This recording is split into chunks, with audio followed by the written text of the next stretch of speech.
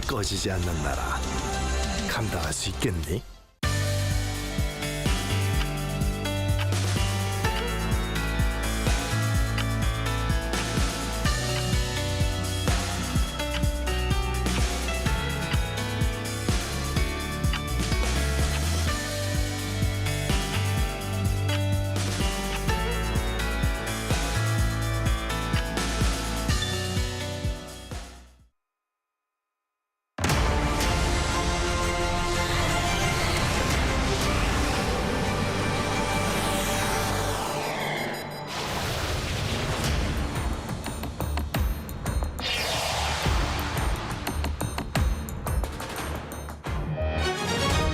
The North Korean leader's powerful sister Kim Yo-jong uses President Yoon's words to justify the regime enhancing its nuclear forces. The South Korean military calls Kim's comments ridiculous. President Yoon calls the attack on opposition leader Lee Jae-myung an act of terrorism against democracy. Lee is now recovering from surgery. A Hamas deputy leader is reportedly killed in an Israeli drone attack in Beirut, raising concerns over a wider war in the Middle East. It's January 3rd, 2024. This is Newscenter. Good evening. Thank you for joining us. I'm Yoon Jung-min. We begin with more hostile rhetoric from Pyongyang. The North Korean leader's powerful sister, Kim Yo-jong, has criticized President Yoon for his New Year's message, justifying the regime enhancing its nuclear forces. The South Korean military calls it ridiculous. Our defense correspondent Kim Yo-jong reports. North Korean leader Kim Jong-un's sister Kim Yo-jong has sarcastically hit back at President Yoon Suk-yeol's New Year's Day address, which promised a stronger deterrence system with the U.S. this year. In a statement directed at the South Korean president late Tuesday, Kim gave Yoon top credit for making the regime's military stronger. She added that his deterrence plan is justification for the North's plans to enhance its nuclear forces. North Korea is seeking to secure the legitimacy of advancing its nuclear capabilities through President Yoon Suk-yeol's words and actions. It can be assessed that the more President Yoon strengthens extended deterrence against North Korea, the more North Korea will try to advance its nuclear capabilities. Kim Yo-jong said security anxiety has become a part of everyday life in South Korea thanks to Yoon. She also noted that the North's military activities, which had been restricted for years under the September 19th Inter-Korean Military Agreement, could thrive once again thanks to South Korea's decision to partially suspend the agreement. Kim also made comparisons between President Yoon and his predecessor Moon Jae-in, who she called a brilliant and cunning person, but also said the North had wasted time due to Moon's peace drive. But Kim said Yoon had enabled the regime to magnify what was lost during the Moon administration by more than 20 times. In response to the statement, South Korea's defense ministry on Wednesday strongly condemned Kim's words, saying that it is nothing more than a ridiculous argument and compared the North to a criminal who committed a crime because of innocent citizens or the police. The deputy spokesperson for the Unification Ministry also criticized the regime's, quote, scheme, blaming South Korea for causing tension on the peninsula and distorting the current situation of the government and the head of state. Kim Yo-jong, Arirang News. South Korea's Navy has performed this year's first gunfire training today in waters off all three coasts of the country. The Navy released a statement saying the drill was held to strengthen military readiness amid North Korean provocations. The training was conducted simultaneously by the 1st, 2nd, and 3rd fleets and included maritime gunfire and maneuver training by 30 Navy ships and 3 aircraft.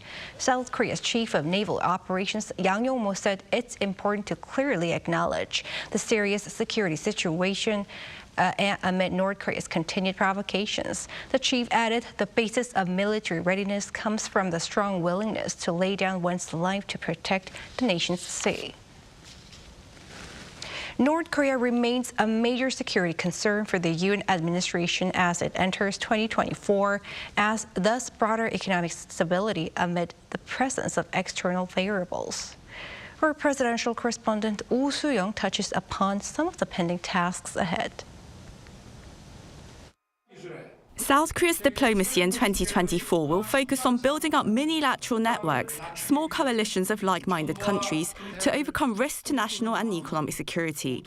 First, tackling North Korea's growing nuclear threat, President Yoon will continue building up Seoul's security ties with the United States, adding an unprecedented nuclear dimension. After launching a new bilateral nuclear consultative group last year, the allies are expected to produce nuclear response guidelines by June to prepare for a possible nuclear provocation by Pyongyang, as well as launch nuclear response drills in their annual joint military training. On a trilateral basis with Japan, based on their Camp David summit last August, Yoon will continue efforts to ramp up military cooperation against North Korea's threats and broader joint initiatives for peace and prosperity in the Indo-Pacific. Next, on economic security, Yoon will strive to expand South Korea's export markets, striking up new trade deals and partnerships to secure supply chains of materials that are critical to future industries like semiconductors, secondary batteries, defense and digital solutions. However, external factors could pose challenges for Seoul. First, the US presidential race in November has caused concern among its allies that the possible return of Donald Trump could once again undermine America's global security commitments, from South Korea and Japan's trilateral cooperation with Washington to Ukraine and NATO countries. Also, ongoing US-China tensions, wars in Ukraine and the Middle East, and the continued rise of nationalism could further hinder global trade and cooperation to address shared challenges like climate change, the social impact of digital technology, and the development of the global South.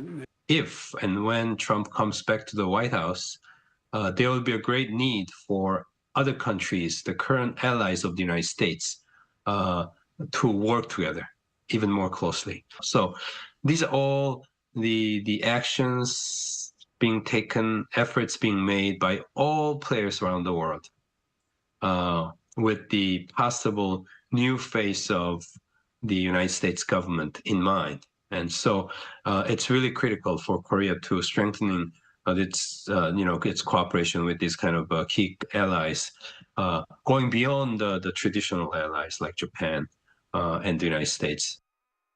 Thus, through his summitry last year, Yoon called for global solidarity and a rules-based world order, pledging Seoul's contributive diplomacy to strengthen cooperation for freedom, peace and prosperity. He's also expanded South Korea's minilateral networks of partners for defense cooperation and technological development. In 2024, South Korea will host the third Summit for Democracy, first initiated by President Joe Biden, to address threats to freedom, the rule of law and human rights across societies, along with two follow-up summits on the safe development of artificial intelligence. The country has also begun its two-year term as a non-permanent member of the UN Security Council. Sensing an opportunity amid crises to expand its role in the world as a crucial security and economic partner, Seoul will continue its efforts to become a global pivotal state. Osu-young, Arirang News. Moving on, opposition party leader Lee Jae-myung is recovering from surgery in an intensive care unit following a knife attack to the neck earlier on Tuesday. Our political correspondent Shin Se-byuk has the latest. Following a 2-hour jugular vein reconstruction surgery on Tuesday evening, opposition Democratic Party leader Lee Jae-myung is currently in recovery in the intensive care unit at Seoul National University Hospital. He has regained consciousness, but only family members are allowed to visit him as of now. The DP leader was stabbed in the neck early on Tuesday after a tour of the construction site of a new airport in Busan. He was initially taken to Busan National University Hospital, but was later airlifted to Seoul at his family's request.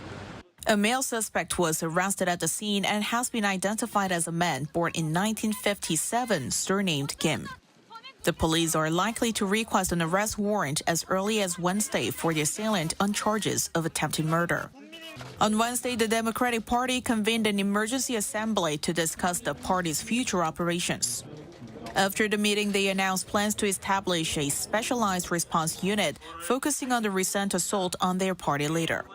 This team will closely monitor the progress of the investigation, address the circulation of false information to tackle any secondary victimization, and develop strategies for future safety measures. The DP leadership, during a separate meeting earlier on Wednesday, called the assault, quote, a blatant challenge to democracy. What happened yesterday was completely out of place in a democratic society. This act of terror on Lee represents a blatant challenge and a direct threat to democracy. We call on the authorities to conduct a swift and comprehensive investigation.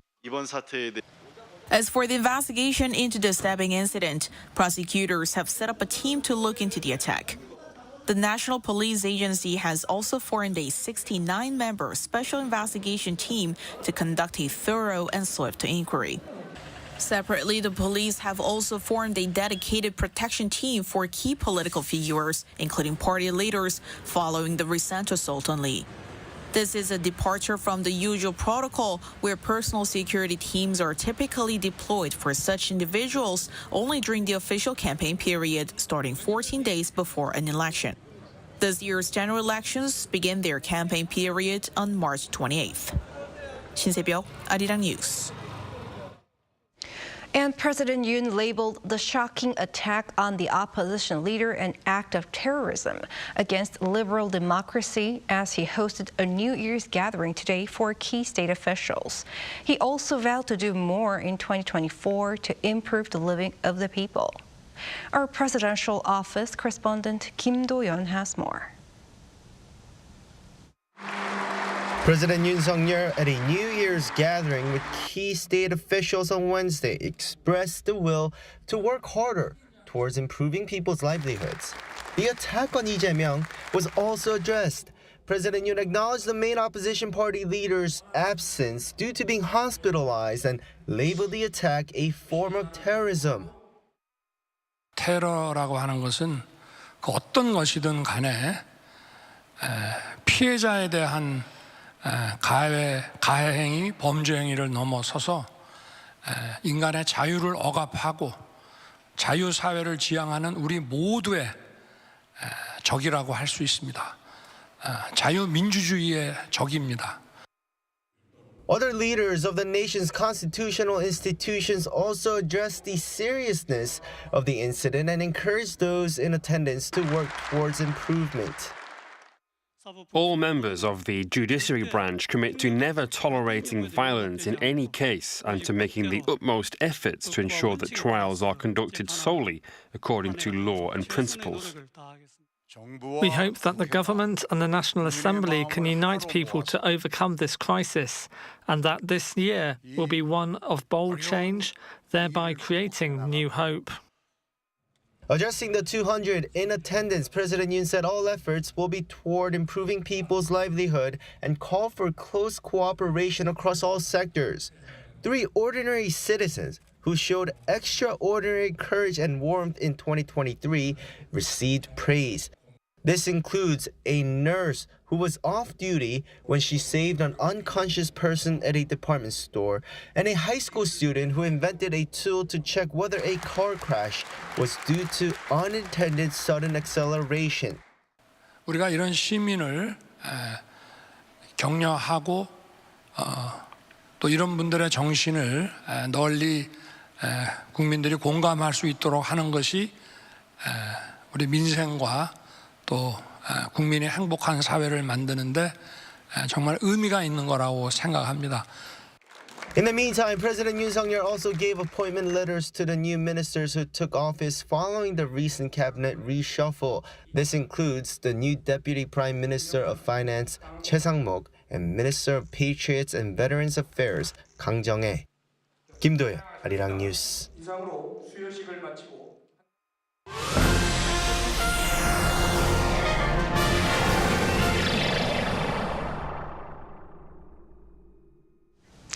A suspected Israeli drone attack killed a Hamas deputy leader on Tuesday in Lebanon's capital, Beirut.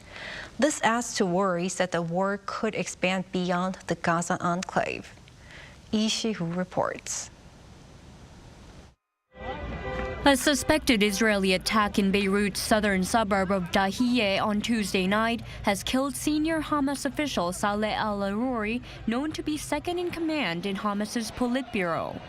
The drone attack killed a total of 6 and injured many more, Lebanese and Palestinian security sources said. Video from the scene in a stronghold of the Lebanese militant group Hezbollah showed smoke fuming out of a heavily damaged building. Mark Regev, an advisor to Israeli Prime Minister Benjamin Netanyahu, told MSNBC that Israel had not taken responsibility for this attack, but that whoever did it, it must be clear that this was not an attack on the Lebanese state. Hamas condemned the killing, calling it a, quote, cowardly assassination. In the West Bank city of Ramallah, hundreds of Palestinians took to the streets and marched in protest. The attack is also raising the potential risk of the conflict spreading beyond the Gaza enclave. Lebanese Prime Minister Najib Mikati issued a statement late Tuesday condemning the attack, calling it a new Israeli crime. He said the explosion, quote, aims to usher Lebanon into a new phase of confrontations following the daily ongoing attacks. An expert in the Middle East says the conflict could extend over a longer period. The war has come to expand as Israel decides to get a firm grip on Hamas and Hezbollah. As for how long this conflict will continue, it worries me that it's more likely to continue mid to long term rather than end shortly. Meanwhile, a spokesperson for the United Nations Secretary General called Tuesday's strike extremely worrying. Lee Jae-myung, Arirang News. Over in Japan, casualties from Monday's earthquake continued to mount with over 60 deaths and more than 370 injured. Choi Soo-hyung has the latest. At least 65 deaths have now been reported from the earthquake that hit Ishikawa Prefecture in the west of Japan on the first day of 2024. According to Japanese media outlets on Wednesday, more than 450 aftershocks have been monitored following the magnitude 7.6 quake.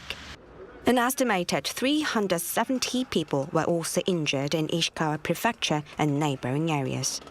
Currently, over 32,000 people are staying in shelters, and the damage from the earthquake is severe. Shortly after the earthquake, more than 200 buildings in Wajima City were completely destroyed by fire. Nearby Suju City was hit by a tsunami, submerging areas 100 meters inland. Major roads were cracked down the middle in places, with some cars falling into holes caused by the quake. Many rescue workers with the Japanese Self-Defense Forces have been trying to rescue people from collapsed buildings, and supplies are being transported using helicopters. Japanese Prime Minister Fumio Kishida says there were more than 130 urgent requests for rescue from collapsed buildings, and it's a race against time. We will also strengthen our system by more than doubling the number of rescue dogs in the self-defense forces and police, and will do our best to provide emergency life-saving rescue. Local media outlets say casualties are expected to rise and that there is still a chance of more aftershocks. Moreover, a total of 50 millimeters of rain is forecast until Thursday, raising concerns about landslides. Choi Soo-hyung, Arirang News.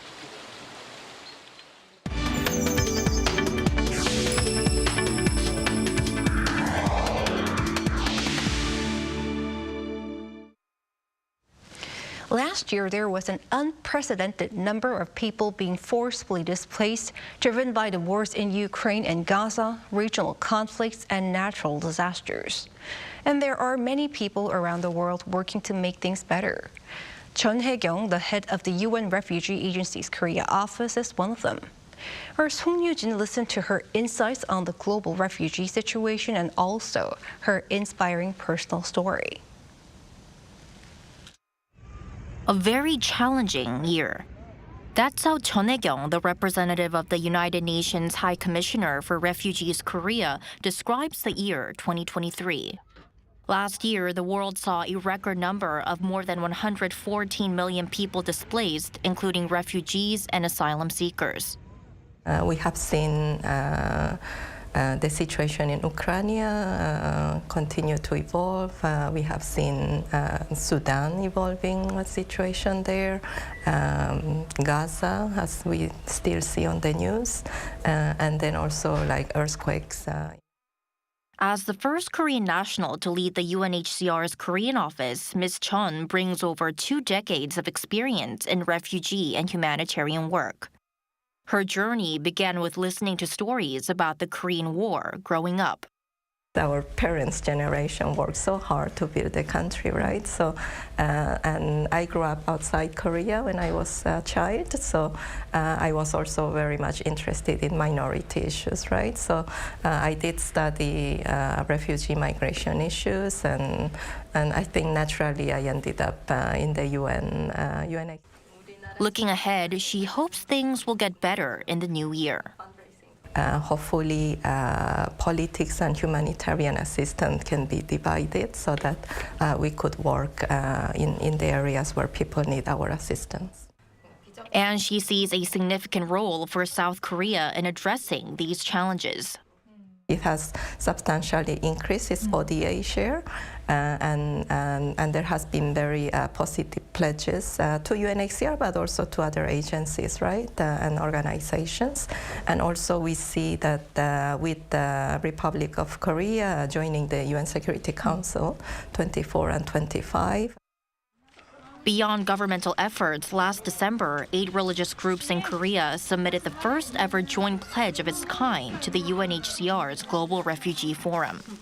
From this year, Ms. Chun will take up a new role as the director of the UNHCR Regional Bureau for Asia and the Pacific.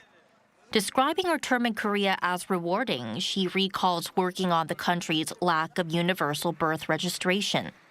If you're a foreign parents born baby here, you know, like you don't, the Korean government doesn't register you, right? So there have been a lot of work in the past years, and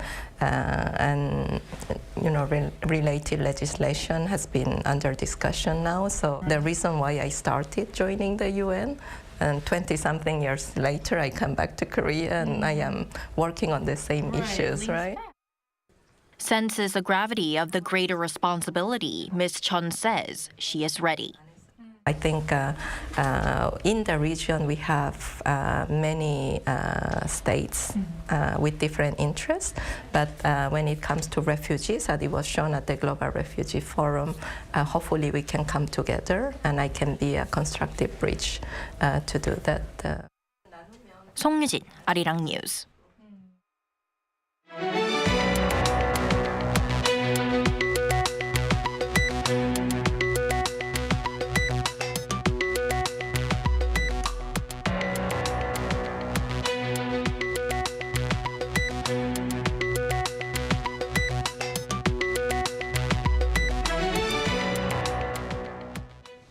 The priority with regard to economic policy this year for Korea is the building of stable livelihoods for the people.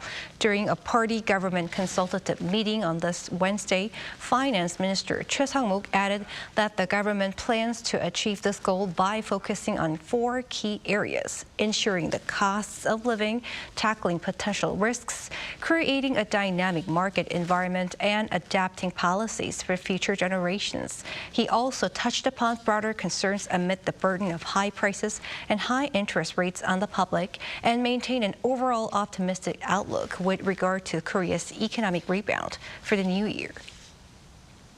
The nation's online shopping sales saw the biggest on-year gain in 15 months, thanks to major promotional events. Statistics Korea said on Wednesday that online sales in November totaled over 20.8 trillion Korean won, or nearly $16 billion. That's 13% higher than in the same month last year. The agency attributed the growth to the country's biggest annual retail event, the Korea Sale Festa, which was held for 20 days. By items, sales of travel and transportation services led to the overall growth, while sales in clothing rose to an all-time high of over $1.7 billion. Shifting gears, the South Korean men's national football team arrived in Abu Dhabi early on Wednesday morning for a training camp ahead of the Asian Cup that kicks off later this month in Qatar. The Korea Football Association said the team, led by head coach Jurgen Klinsmann, was later joined by some of the players based in Europe, including Son Heung-min of Tottenham Hotspur and Hwang Hee-chan of Wolverhampton Wanderers. Paris Saint-Germain midfielder Lee Gang-in will be the last to join on Friday. As part of the team's preparations in Abu Dhabi, South Korea will play Iraq on Saturday in a friendly. The team will then travel to Qatar on January 10th with their first Group E match against Bahrain on January 15th. South Korea will try to win their first Asian Cup since 1960.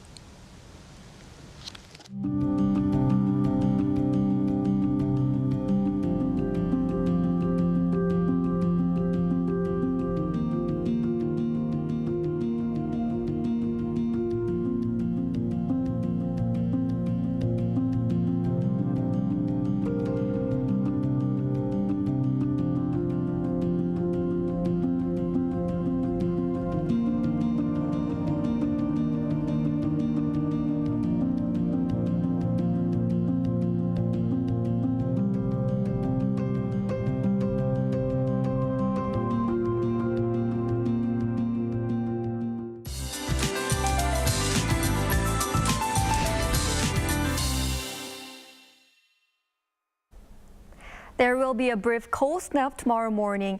In fact, Seoul will drop to -3 degrees Celsius. However, daily highs will be similar to today's, so no worries about the cold spells. Another frigid spell will come around this weekend. It will not feel as freezing as a cold wave of -10 degrees a few weeks ago, but will feel relatively cold. It's easy to catch a cold in this back and forth weather. Please take care. As smoke from overseas gradually flows in again, air quality is likely to get worse than today. From tonight, the concentration of ultrafine dust will come thicker in these Jeollado provinces and Jeju Island. Tomorrow, most regions will see bad levels of ultrafine dust. Wearing an ultrafine dust mask is very important. Most regions will see minus figures for the morning hours. Seoul and Gyeongju will be at -3 degrees.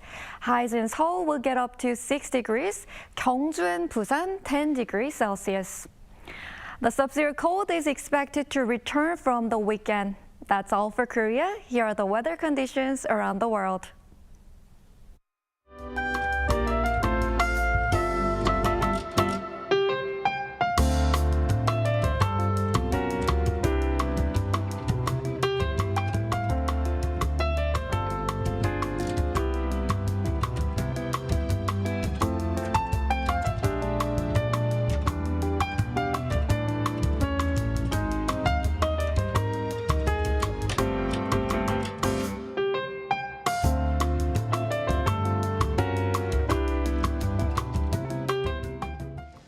And that is Newscenter for tonight. Thank you for watching. A panel session up next.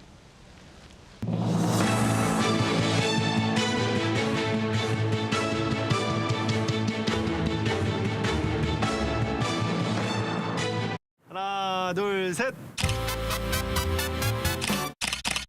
Hey, Mr. Cupid, make sure you listen to what I say. I may be stupid or quite naive.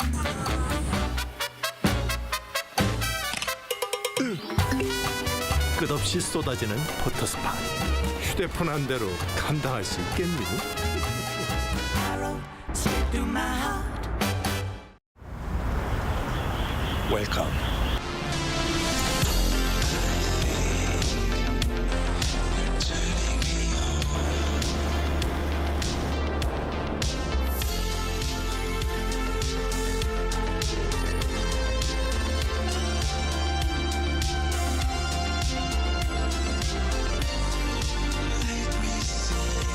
(24시간) 불이 꺼지지 않는 나라. 감당할 수 있겠니?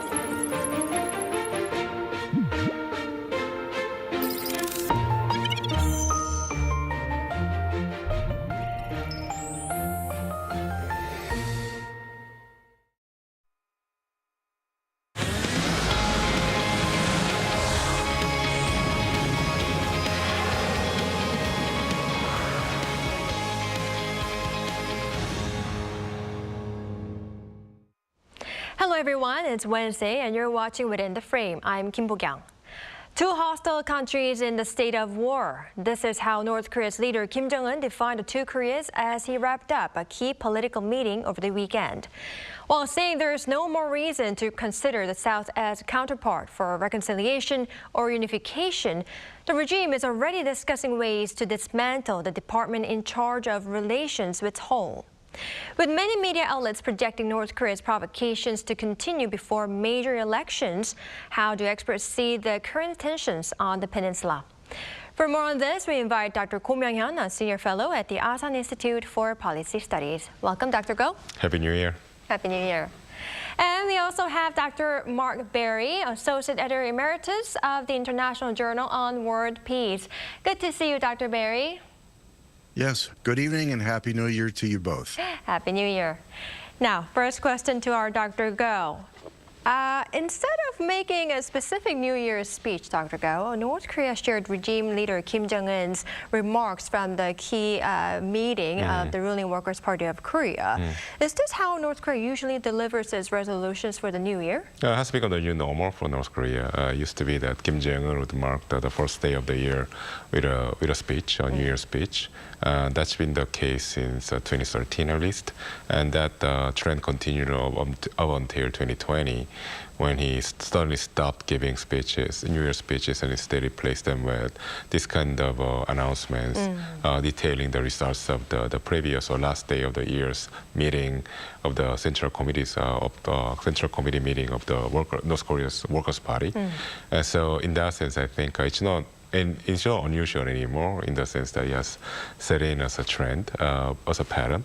But then I think it really shows that, in a way, his behavior shows that there's essentially a new phase in his ruling style. So when he started out as a leader of North Korea after the death of his father back in 2011, he tried to portray himself as a forward-looking leader of North Korea who was more open and was more in tune with the mood of the public, which was unprecedented in the history of North Korea as a dictatorship, especially with comparison to his own father, Kim Jong-il, who was known as the hermit leader because he would never show up in public. So in a way, the Kim Jong-un tried to be more accessible to at least be seen as being more accessible to the people. And that's the reason why he also started giving his televised speech on the New Year's Day. But after probably because it has to do with the breakdown of the talks in Hanoi in 2019, that he stopped giving speeches to his own people in 2020. And I think that trend has continued on up until this year. And I think the reason is because there's not really a new message that he can give to the people.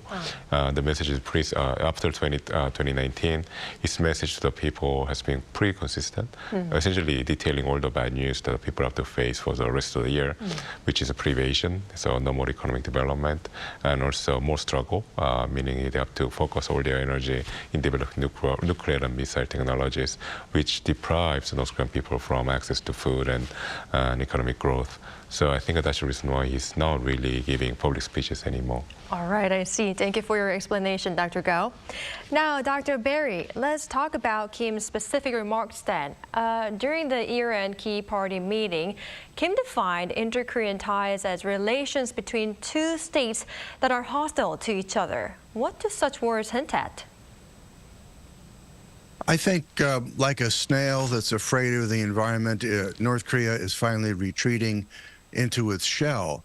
And it's because, in one sense, South Korea has exemplified over the last several years tremendous success, I think culminated in 2023 with President Yoon's unprecedented travels throughout the world, making a strong impression on the world stage. And of course, through the strengthening of the U.S.-Japan ROK alliance exemplified by Camp David. But at the same time, you know, they see themselves still as Korean, but they're basically saying we're a different state. We're no longer talking about reunification as if we were the divided country that we acknowledged we were at the end of the Korean War. But of course, the way that North Korea has thought of South Korea since the beginning of the Korean War was something that was subjected to forcible reunification if need be, unless the population arose in immediate support of the oncoming North Korean forces, which did not materialize in June of 1950. So, on the other hand, we should duly note that the basic agreement that was signed in December of 1991 definitely spoke of one nation, of the divided country, and that was always considered the bedrock of inter-Korean relations. So, but in many ways, I think what the North is basically doing is trying to prevent an absorption, what it sees as a pushing by the South towards a potential collapse or absorption, and this is their way to protect themselves. I see. It's quite interesting how you mentioned North Korea decided to retreat into its shell. All right. Well, Dr. Go, as our Dr. Barry already mentioned, Kim Jong-un said that there's no point in seeking reconciliation and unification. And after that, it seems Pyongyang began taking steps to dismantle the agencies that are related to inter-Korean relations. What does this mean? So I don't really give too much credibility to the latest move by Kim Jong-un. I mean, after all, North Korea tried to not really dismantle, but tried to essentially put in the back of in the backseat the Ministry of Foreign Affairs after North Korea's discussion with U.S. President Donald Trump broke down in Hanoi. And then the head of the Ministry of Foreign Affairs back then was replaced by the head of the United Front. So now we are seeing the reverse of such action that took place 4 years ago. But then what it means is that really the substance of the North Korean regime hasn't changed at all. So the people who are manning the Ministry of Foreign Affairs are still there. Same as with the personnel that are manning the United Front. So what it means is that substantially the North Korean regime remains the same. They might shift the name of the organization, but it doesn't mean that North Korea is trying to essentially get rid of the United Front. What they're doing right now essentially is taking a theatrical gesture to send a very strong signal to South Korea and the United States, especially to South Korea, that what Kim Jong-un said before, that now he sees two separate Koreas, that he doesn't really consider the inter-Korean relations to be special. But now he wants to back up his words with action. So that's why he's taking this theatrical gesture. So this is essentially to foster credibility behind his actions, behind his words. So I think, so this is another part of the probably signals what North Korea intends to do for the rest of the year. At least when it comes to inter-Korean relations, he wants to foster tension. So he wants to send a message to South Korea that this year, the 2024, is going to be, at least when it comes to inter-Korean relations, will be unstable. So it'll be more confrontational. There'll be no dialogue. So, but that has been what North Korea has been saying in the last 4 years. So there's not really a major surprise there. All right, I see. Theatrical gesture. All right, well, Dr. Barry, meanwhile, North Korea is aiming to launch 3 additional spy satellites. What part of the satellite is Pyongyang expected to focus working on this year? And given that Kim Jong-un is turning 40 after 12 years in power on January 8th, what other agendas do you expect him to work on? I should, first of all, add to what Dr. Go said, which is that the, the United Front Department also has another arm called the Korea-Asia-Pacific Peace Committee.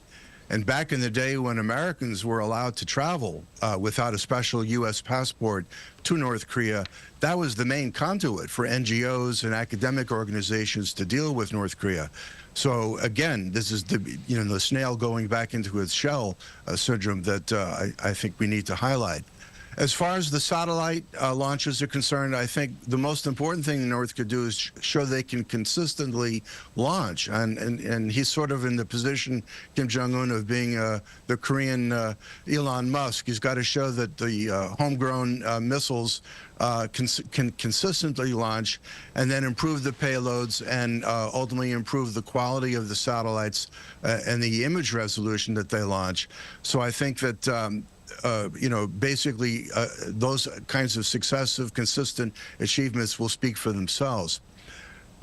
Most analysts believe that Kim will turn 40, having been born in 1984 on January 8th. There's not conclusive agreement on it because the North never announced his date of birth. But we should remember that the first couple of years he was in office, at least from the perspective in D.C. and New York, most Korea analysts didn't think he would last. He not only lasted, but despite the fact that he only had a year and a half of real preparation from his father, which I think is why Jue is being given a lot more lead time than he had from his father. But after some fairly serious shakedowns of people who are obstructing his work, like his uncle, basically he's saying, I'm 40 this month. I've been swimming with the big fish, the major powers. I met Trump. I met Xi Jinping. I met Putin. And now I'm at my middle age. And that's why I'm presenting my daughter. And I think that's the thing that is very important. And the report in today's Korea Herald that the NIS is now almost completely concluded that Jue is indeed the successor, shows that this is the age in his life where he needs to show to the country and to the world that the leadership will continue through his bloodline. All right, I see your point, Dr. Berry. Now, I'd like to also talk about military provocations North Korea could come up with this year. Seoul's spy agency has forecast that Pyongyang will stage provocative actions before Seoul's parliamentary elections in April and U.S. presidential election in November. But how might they look? So I think the timing, or at least the way the National Intelligence Service explained the timing of possible North Korean provocations gives the perception that North Korea is essentially, again, timing their provocation with the election cycle in Korea and the United States. But I think what North Korea is trying to do now is trying to shift the face of its strategy from one of being recognized as a nuclear state not by the United States, but more by its ideological peers such as China and Russia, to return to the previous strategy of reaching out to the United States for negotiations in this case. And the way North Korea knocks on the door of the United States and the threat to elicit reaction is through provocations. Essentially, the reason why North Korea doesn't use nice words to reach out to the Washington is because they want to negotiate from the position of strength. And the best way to do so is to demonstrate to the Americans that they have the leverage of destabilize the peninsula whenever they want.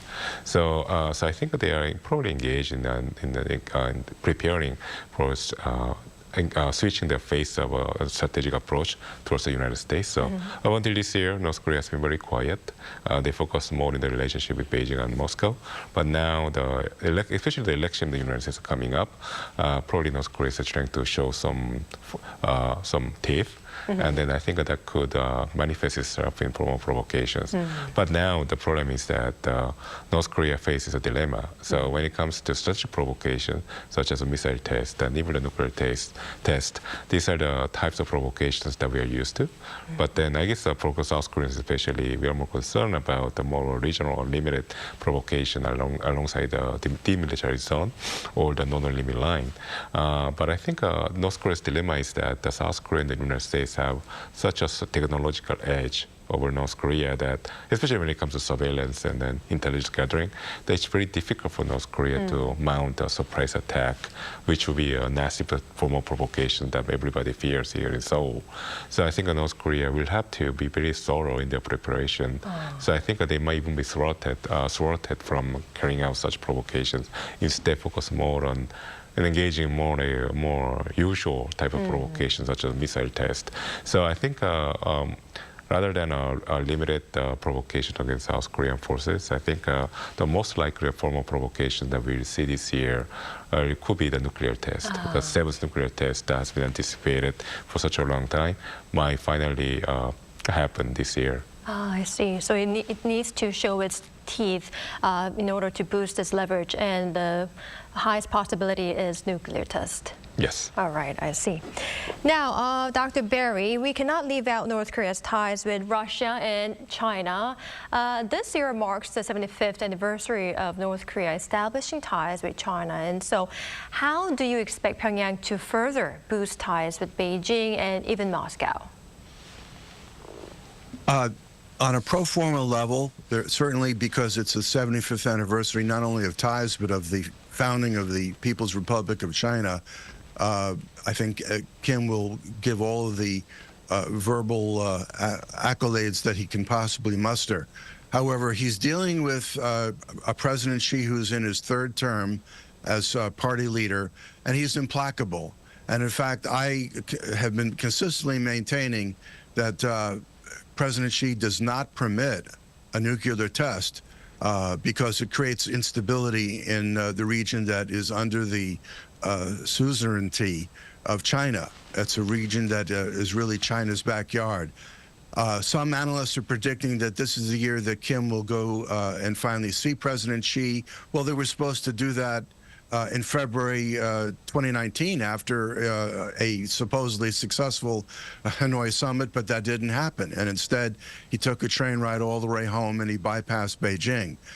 So my feeling is that China is playing all the sides that it can, but as Admiral Harry Harris said in another seminar just yesterday, the former U.S. ambassador to the ROK, he feels that China is making an effort not to form an alliance too strongly with Russia, with North Korea, or even with Iran. It needs to maintain its own independent direction. Now, in terms of the Russia-North Korean relationship, supposedly about 300,000 artillery shells have been shipped from North Korea to Russia. Some of them have been blowing up right in the howitzers that they are fired from. And this is in contrast to about 17 million artillery shells that Russia has fired. So I think the utility of North Korea to President Putin is going to wind down pretty quickly. And once he has no use for it, well, they build buses in Russia just to throw people under, politically, so to speak. And I think Kim will find himself a victim of that. And he's going to find himself friendless. So again, he retreats into that shell because there are really no good options out there right now. All right, I see your point. As our Dr. Barry said, it could be fragile, the relationship between North Korea, China, and Russia. But still, we are seeing current ties between the three, authoritarian regimes. And against that, would Seoul be able to maintain its boosted ties with Washington and Tokyo, given that there are so many variables scheduled for this year? So obviously, the foundation upon which the relationship between these three countries are built on is much stronger. We have two very strong bilateral alliances, one between South Korea and the United States, and the other one between Japan and the United States. And also South Korea and Japan are now very close in partnership. So in that sense, this trilateral coordination is much stronger than any bloc, so-called bloc that North Korea, China, and Russia can come up together. And Dr. Berry is actually right. There are underlying tensions in this so-called authoritarian bloc. And I think there are very self-conscious behavior that we are noticing already, especially in China. The Chinese, I think that they are putting priority on stabilizing their relationship with the United States rather than fostering even more confrontational stance against the United States. So I think that that's going to be the main dilemma for North Korea for this year. That's the reason why North Korea is in a way caught in a corner. But then on the other hand, for South Korea, Japan, and the United States, there's nothing internally, externally that could shake the foundation of this close relationship. But obviously, the big unknown is the outcome of the November elections in the United States. We know that President Donald Trump is very critical of the alliance architecture that the United States maintains around the world. That includes the one in South Korea and Japan. And so chances that Trump will try to modify such framework. But I think the people are very unidimensional when it comes to their expectation or negative expectation of a possible Donald Trump presidency, that he will just undermine the alliance and that way. I don't think it'll be so straightforward like that. I think the biggest risk won't come from the hypothetical second Trump presidency getting rid of the alliance with Korea and Japan, but rather will come from the fact that this second Trump presidency might be distracted by domestic issues rather than foreign policy. So I think that's going to be the biggest challenge for the alliance. I think the alliance will remain no matter what happens, who gets elected in November this year in the United States. But then we'll have, clearly with Donald Trump, we'll have a different types of alliance relationship, but it doesn't mean the the end of the alliance. I'm very sure of that. But on the other hand, the distraction that could be caused by the internal dissent and friction that we're already seeing, the polarization of U.S. domestic politics, that could be a source of distraction that could lead to dangerous moments, and not just in the East Asia, but also around the world. All right, I see your point. Now, Dr. Berry, before we wrap up the show, since this is the first week of 2024, I'd like to ask you this question. What direction should South Korea's policy towards North Korea take this year? I think the most important thing is, while keeping the alliance strong, keeping readiness high, these are always important. I have to frankly say, be as quiet as possible. I'm very, very disturbed about some of the remarks coming from, not so unexpectedly, from the Defense Ministry. And I think it's unfortunate that the Comprehensive Military Agreement of 2018 essentially has completely fallen apart. I'm even more distressed by some of the comments coming out of the Unification Ministry. And I say this despite the fact that the minister is my doctoral classmate from the University of Virginia, and we defended our dissertations back-to-back in consecutive days. But the reality is that when you tell a country, whether it be North Korea or whether it's like Israel telling Hamas, that you can't run, you can't hide, we're going to prosecute you for human rights crimes and so forth and so on, that's very threatening. And if you see what's going on right now in Israel and Gaza, between Lebanon and Israel, between the Houthis and the entire Red Sea region, things are in a tinderbox. So you need the readiness, you need the preparedness, you need the alliance unity. But I strongly, strongly urge the ROK, as well as the United States and Japan, to be very quiet and let your actions speak louder than words. We have to manage the tensions right now, because unfortunately there's no choice. It's sad, however, that all of this is downhill from February 2019, from the Hanoi summit, all the way through 2019. And frankly, today is the 4th anniversary of Trump's assassination of Iran's General Soleimani, which was more than duly noted by Kim Jong-un. The message he got is that this is how I might be treated, and I just don't trust the United States at all. And that's where we are today, and we just have to make the best of it. All right, thank you for your advice, Dr. Berry. Well, unfortunately, this is all the time we have for today's edition. Thank you, Dr. Go and Dr. Berry, for your time and insights. We really appreciate it. Thank you. You're welcome. All right, that's all for Within the Frame tonight. We'll be back tomorrow with more in-depth stories. Thank you for watching, and goodbye.